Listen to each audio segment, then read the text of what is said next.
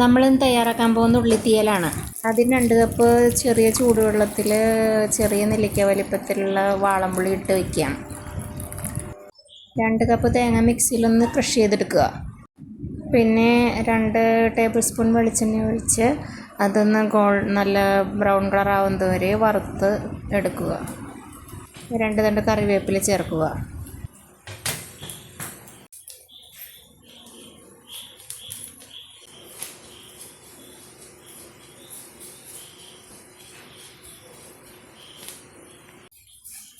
ഇനി ഇതൊരു പാത്രത്തിലേക്ക് മാറ്റിയിട്ട് 1.5 ടേബിൾ സ്പൂൺ മുളക് പൊടിയും 1 ടേബിൾ സ്പൂൺ മല്ലിപ്പൊടിയും ചേർത്ത് ഇളക്കി ഒന്ന് ചൂടാറാൻ വയ്ക്കുക. അതിനുശേഷം വെള്ളം ചേർക്കാതെ നന്നായിട്ട് അരച്ചെടുക്കുക.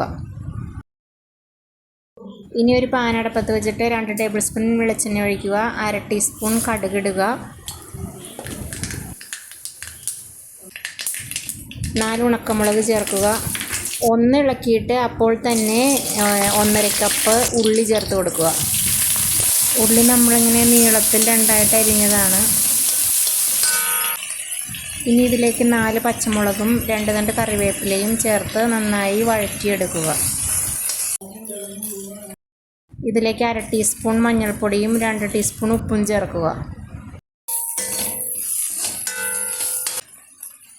ഇത് നന്നായി വഴറ്റിയ ശേഷം നമ്മൾ നേരത്തെ തയ്യാറാക്കി വെച്ച പുളിവെള്ളം ചേർക്കുക. അതിനുശേഷം അതിലേക്ക് നമ്മൾ തയ്യാറാക്കി വെച്ചിരിക്കുന്ന അരപ്പും ചേർത്ത് കൊടുക്കുക. എന്നിട്ട് നന്നായി തിളപ്പിച്ച് എടുക്കുക. നമുക്ക് അധികം വെള്ളം വേണ്ടെങ്കിൽ നന്നായിട്ട് തിളപ്പിച്ച് വറ്റിച്ചെടുക്കുക. വെള്ളം വേണമെന്നുണ്ടെങ്കിൽ അധികം വറ്റിക്കണ്ട. നമ്മുടെ ഉള്ളിത്തീയൽ റെഡി.